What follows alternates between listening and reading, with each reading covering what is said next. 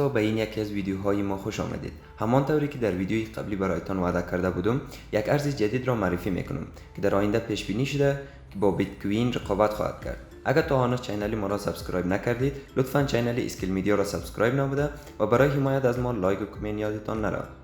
خب این یک ارز دیجیتالی که امروز قرار است معرفی کنم، یک ارزی معروف است. خیلی از شما عزیزان شاید که درباره‌اش شنیده باشید یا هم برای خود اکانت ساخته و در حال استخراج این ارز هستید. ارز دیجیتالی پای نتورک در 14 مارس 2019 توسط دکتر نیکلاس کوکالیس، دکتر چینگ یافن و وینسنت مکفیل ساخته شده. دکتر کوکالیس دارای مدرک دکترا از دانشگاه استنفورد می باشد. وی اولین استاد صنف برنامه‌های غیر متمرکز در استنفورد بود و سال یک بار صنف ماهرای بیت کوین را در استنفورد تدریس میکرد. ارز دیجیتالی پای تا هنوز در هیچ یک از صرافی‌های معتبر دنیا به صورت رسمی لیست نشده است و شبکه پای ادعا می‌کند که اولین ارز دیجیتال است که میتواند توسط افراد عادی استفاده شود و به این معنی که برای مثال برخلاف بیت کوین به دستگاه‌های خاص یا پیش‌زمینه فنی برای استخراج نیاز ندارد. پای نتورک ارز دیجیتالی است، خود را اولین ارز دیجیتالی با قابلیت استخراج با گوشی معرفی می‌کند که تا هنوز عرضه نشده و تاریخ عرضه آن در بازارها هم مشخص نیست. هیچ بلاکچین و کیف پول مشخصی هم ندارد. معروفیت خود را مدیون تبلیغات و شبکه‌های اجتماعی می‌داند. طبق قوانین دنیا هر آن چیزی که خیلی معروف باشد به همان اندازه نکات منفی درباره آن زیاد است. امروز چند نکات منفی که در شبکه‌های اجتماعی درباره این ارز دست به دست می‌شود. اگر این ارز واقعی است، چرا برای کاربران خود KYC روان نکرده و هم اگر روان کرده تا هنوز قبول نشده است؟ خب دوستان، طبق گفته های تیم پای نتورک ما در تلاش هستیم تا هیچ یک از کاربران انسانی ما بدون اعراض هویت باقی نماند. و سوال بعدی که است، این چرا KYC برای همه باز نشده؟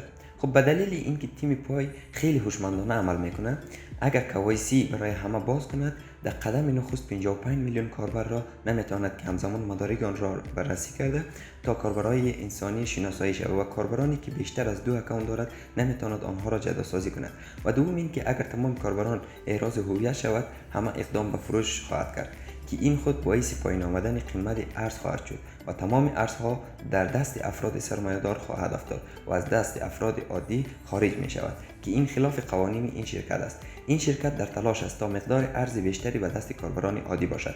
سوال دیگر اینجاست که آیا این ارز در کشور ایران میتوان استفاده کرد و اعراض هویت میتوان شد یا خیر؟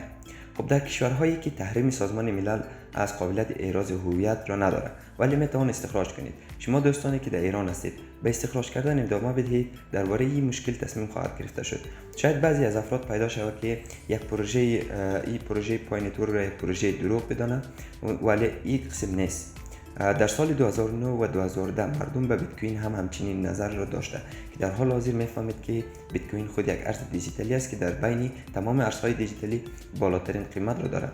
خب نگران هم نباشید، چون امروزه به صورت غیر رسمی کاربرانی که اعراض هویت را سپری کردن و موجودی پای نتورکشان را در کیف پولشان انتقال داده شروع به خرید و فروش کرده. قیمت هایی که در بین آنها تبادله میشه به طور میانگین حدود 50 تا 60 دلار آمریکایی می باشد. طبق گفته های کاربران و کارشناسان ارز دیجیتال، پای نتورک در سال 2030 با بیت کوین رقابت خواهد کرد. اگر شما تا هنوز پای نتورک ندارید، پس همین حالا برای خود اکانت بسازید که فرصت خیلی کم است. روز به روز سرعت استخراجی این ارز کم میشه. در حال حاضر سرعت آن 0.02 پای در ساعت شده که تقریبا در 2 روز شما یک پای استخراج کردن میتوانید. تشکر از تک تک شما دوستان. اگر این ویدیو برایتان مفید بوده، پس لطفا چینل یوتیوب ما را سابسکرایب نموده و اگر خواستین آموزش ساخت اکانت پای نتورک را برایتان تهیه کنم، با کامنت همین ویدیو برای ما نظرتان را ارسال کنید تا ویدیوی بعدی. الله نگهدار.